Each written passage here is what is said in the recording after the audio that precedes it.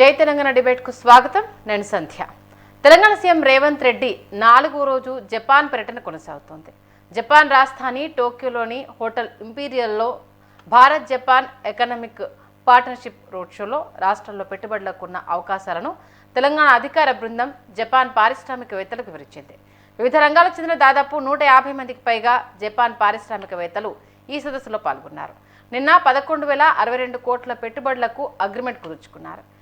NGT data, నైసా జాయింట్గా 10,500 కోట్లు, Toshiba corporation అనుబంధ సంస్థ టీటీడీఐ హైదరాబాద్ సమీపంలోని రుద్రారంలో 562 కోట్ల పెట్టుబడులు పెట్టేందుకు ముందుకొచ్చాయి. ఇక డిజిటల్ ట్రాన్స్ఫర్మేషన్, ఐటీ సర్వీసుల్లో ప్రపంచంలో పేరొందిన NGT data, artificial intelligence first clouds ప్లాట్ను సంస్థ నైసా నెట్వర్క్ సంయుక్తంగా హైదరాబాద్లో ఏఐ డేటా సెంటర్ క్లస్టర్లను ఏర్పాటు చేయబోతున్నాయి.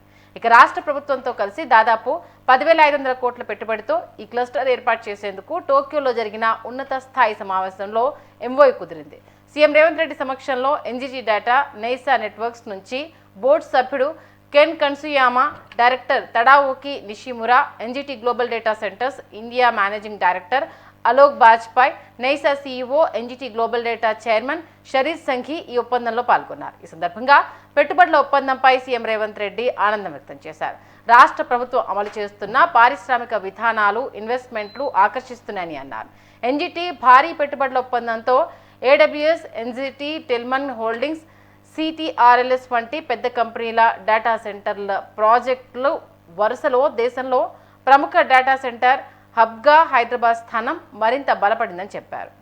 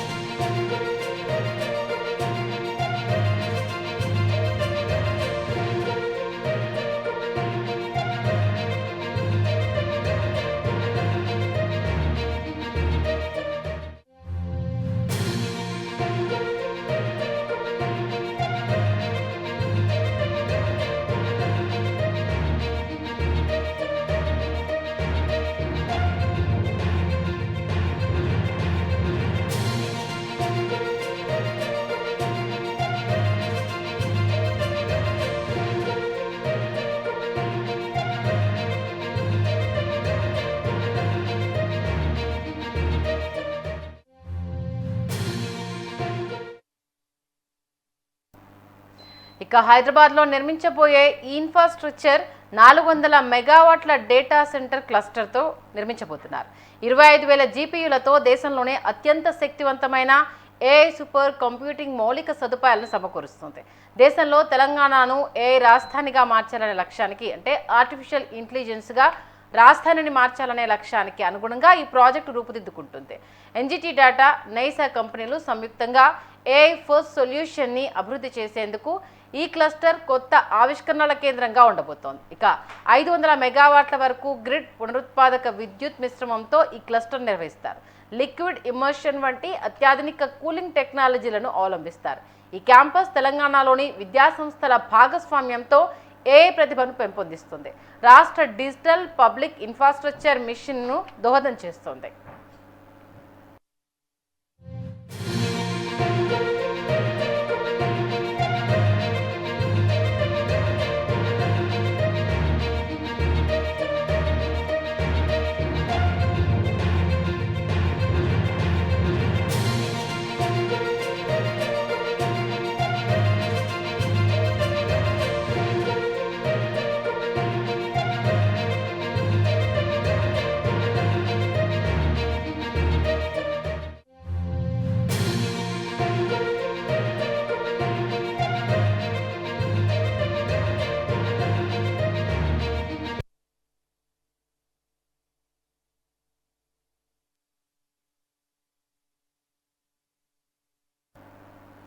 టోక్యోలో ప్రధాన కార్యాలయం కలిగిన ఎన్జిటి డేటా, ఐటీ సేవలు, డేటా సెంటర్లు, డిజిటల్ ట్రాన్స్ఫర్మేషన్లో పేరొందిన కంపెనీ. ఇక 50 కంటే ఎక్కువ దేశాల్లో 193,000 మంది ఉద్యోగులతో ప్రపంచంలోని టాప్ 3 డేటా సెంటర్ ప్రొవైడర్లతో ఈ కంపెనీ ఒకటి.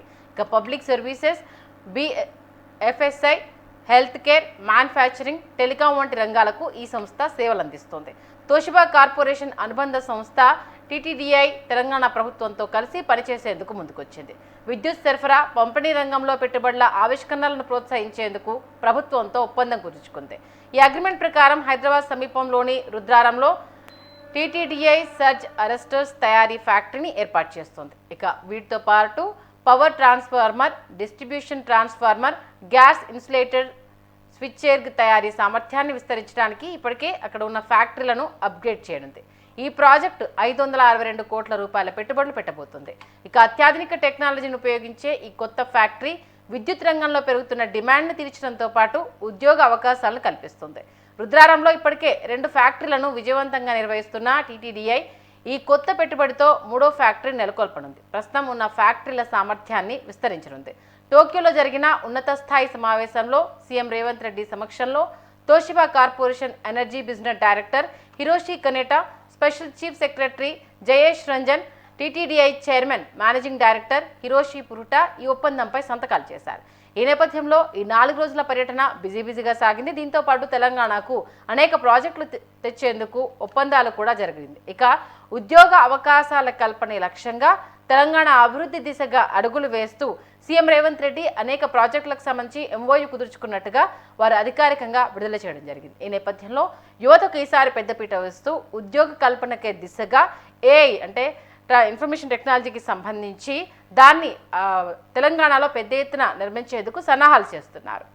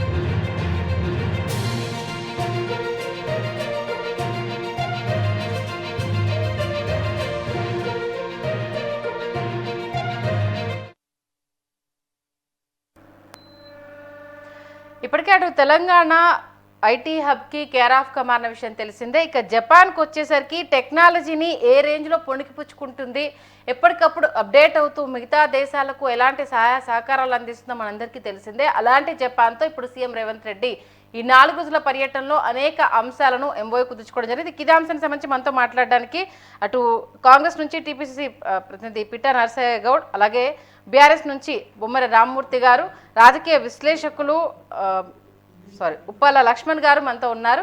నమస్తే సార్ అందరికీ. నమస్కారం. ఓకే, ముందుగా కాంగ్రెస్ నుంచి నరసయ్య గౌడ్ గారు, జపాన్ పర్యటనకు సంబంధించి సక్సెస్ అయింది అంటూ చాలా సంతోషాన్ని వ్యక్తం చేయడం జరుగుతుంది. అంటే నరసయ్య గౌడ్ గారు వినిపిస్తుందా? వినిపిస్తుంది మేడం, చెప్పండి. ఓకే, జపాన్ పర్యటన సక్సెస్ అయింది అంటూ కాంగ్రెస్ నేతలు సంతోషం వ్యక్తం చేస్తున్నారు. మరి అనుకున్న లక్ష్యాన్ని రీచ్ అయిందా సీఎం రేవంత్ రెడ్డి జపాన్ పర్యటన? వాయిస్ క్లియర్ ఉందా మేడం? వాయిస్ క్లియర్ గా ఉంది. ఎవరు డిస్టర్బెన్స్ వస్తుంది సార్? మేడం, ముందుగా మీకు ప్యానెల్లో ఉన్న పెద్దలకు వ్యూవర్స్కు నమస్కారం. ఇప్పుడు ముఖ్యమంత్రి గారు జపాన్కు వెళ్ళినటువంటి ఉద్దేశం ఏదైతే ఉందో అది నెరవేరింది అనేది స్పష్టంగా మనకు అర్థమైతే ఉంది కదా. ఎందుకంటే ఈ తోషిబా కంపెనీ అనుబంధ సంస్థలు కానీ మిగతాయి కానీ ఏ చిన్న చిన్న సంస్థలు కూడా 10,000, 11,000 కోట్ల రూపాయలతోటి ఎంఓయూ కుదుర్చుకుంటా ఉన్నాయి. వీటి వల్ల మన హైదరాబాద్ తెలంగాణలో పెట్టుబడుల వరద వస్తూ ఉంది. దీనివల్ల మనకు లోకల్గా ఉద్యోగాల అవకాశాలు వస్తూ ఉన్నాయి. కాబట్టి ఖచ్చితంగా ఇది సక్సెస్ అయిందనే మాట వాస్తవం. ముఖ్యమంత్రి గారి పర్యటన కూడా మనం అభినందించదగ్గ విషయం. ఎందుకంటే నిన్న 150 మందితోటి టోక్యోలో సమావేశమైనటువంటి రేవంత్ రెడ్డి గారు దాంట్లో సక్సెస్ఫుల్ గా మాట్లాడిండ్రు. మన తెలంగాణలో ఏమేమి అవకాశాలు ఉన్నాయో వాళ్ళకి ఎక్స్ప్లెయిన్ చేయగలిగారు, కన్విన్స్ చేయగలిగారు. కాబట్టి 11,000 చిల్లర కోట్ల ఒకటి ఇవన్నీ కూడా ఎంఓయూ కుదుర్చుకోవడం జరిగింది. ఎంఓయూ కుదుర్చుకోవడం అంటే మన దగ్గర జపాన్ కు సంబంధించిన సంస్థలు పెట్టుబడి పెడతాయనే కదా. పెట్టుబడి పెట్టడం వల్ల ఇక్కడ ఫ్యాక్టరీలు కానీ మిగతా అనుబంధ సంస్థలు కానీ రావడం వల్ల అక్కడ ఉద్యోగ అవకాశాలు పెరుగుతాయనే కదా. అంటే అభివృద్ధి సాకారం అవుతుందనే కదా. అంటే ముఖ్యమంత్రి వెళ్ళిన పని సక్సెస్ అయిందని మనం చెప్పుకోవచ్చు కదా. కాబట్టి ముఖ్యమంత్రి ఎక్కడికి వెళ్ళినా, ఇంతకుముందు దావోస్కి వెళ్ళినా కూడా 1,78,00,000 కోట్ల రూపాయలు వారు తీసుకురావడం జరిగింది. అంటే తెలంగాణకు పెట్టుబడుల వరద వస్తూ ఉంది. ముఖ్యమంత్రి బృందం ఎక్కడికి పోయినా పెట్టుబడులు తీసుకొని వస్తూ ఉంది. ఇంతకు ముందు గవర్నమెంట్ ఉన్న వాళ్ళు ఏం చేసినో మన అందరికీ తెలుసు. కానీ గత 15-16 నెలల్లో ముఖ్యమంత్రి బృందం ఎక్కడికి పోయినా కూడా 1,000 కోట్ల రూపాయల ఎంఓయూలు కుదుర్చుకొని సక్సెస్ఫుల్ గా తిరిగి రావడం జరుగుతుంది. తెలంగాణ అభివృద్ధి పదంలో నడుస్తుందనేది వాస్తవం. అదే కాకుండా నిన్న ముఖ్యంగా చెప్పుకోవాల్సిందంటే ఈ తోషిబా కంపెనీకి సంబంధించినటువంటి అనుబంధ సంస్థను కన్విన్స్ చేసిన విధానము అందరినీ ఆశ్చర్యపరుస్తూ ఉంది. అంత ఈజీ కాదు కదండి. అది దగ్గర 2 లక్షల మందికి సంబంధించినటువంటి అంటే ఎంప్లాయీస్ కి సంబంధించినటువంటి సంస్థ. అది కూడా కన్విన్స్ అయ్యి మన దగ్గర రుద్రారంలో కానీ మిగతా దగ్గర కానీ పెట్టుబడులు పెట్టడానికి ముందుకు వచ్చిందంటే మనం అందరం అభినందించాలి ముఖ్యమంత్రి గారి టీమును. కాబట్టి నేను ఏమంటున్నా, ముఖ్యమంత్రి గారి టీము జపాన్ కు ఏ ఉద్దేశంతో అయితే పోయిందో అది 100కు 100% సక్సెస్ అయింది. వారిని నేను అభినందిస్తా ఉన్నా. కాంగ్రెస్ పార్టీ తీసుకుంటున్నటువంటి అన్ని చర్యలు కూడా ప్రజోపయోగకరంగా ఉన్నాయి, ప్రజలకు మేలు కలిగేటట్టుగా ఉన్నాయి, ప్రజలకు ఉద్యోగాలు వచ్చేటట్టుగా ఉన్నాయి, ప్రజలకు సంపద పెంచేటట్టుగా ఉన్నాయి. కాబట్టి అభినందిస్తా ఉన్నా. అంటే కేవలం జపాన్ పర్యటన ఫోటోషూట్ల కోసము, హంగామా కోసము, వీళ్ళ సొంత పర్యటన తప్పితే ఇంకేం లేదు అంటూ బీఆర్ఎస్ నేతలు అంటున్నారు. మరి దీనికి సంబంధించి ఏమంటారు? మేడం నేను అదే అంటున్నా. ఇప్పుడు బీఆర్ఎస్ నేతలు ప్రతిపక్షంలో ఉన్నారు కాబట్టి వారు ఏదో ఒక విమర్శ చేయాలి. నేను అంటున్నా, వారు చేసిన విమర్శలో పస ఏమన్నా ఉందా అండి? ఫోటోషూట్ల కొరకు పోతే 1,000 కోట్ల రూపాయలు ఇప్పుడు 2 సంస్థలకు సంబంధించి 11,000 చిల్లర ఒకటి, 10,000 చిల్లర ఒకటి, అంటే 21-22,000 కోట్ల రూపాయలు 2 సంస్థలు పెట్టుబడి పెట్టడానికి ఎంఓయూ కుదుర్చుకున్నాయంటే అది ఫోటోషూట్ కు సంబంధించిందా అండి? ఇంతకుముందు దావోస్కి ఎన్నిసార్లు పోయిండు మన కేటీఆర్ గారి బృందం ఎన్నిసార్లు వెళ్ళింది? ఎన్ని వేల కోట్ల రూపాయలు పెట్టుబడులు తెచ్చారు? ఎంతమందికి ఉద్యోగాలు ఇచ్చారు? మనందరికీ తెలియదా?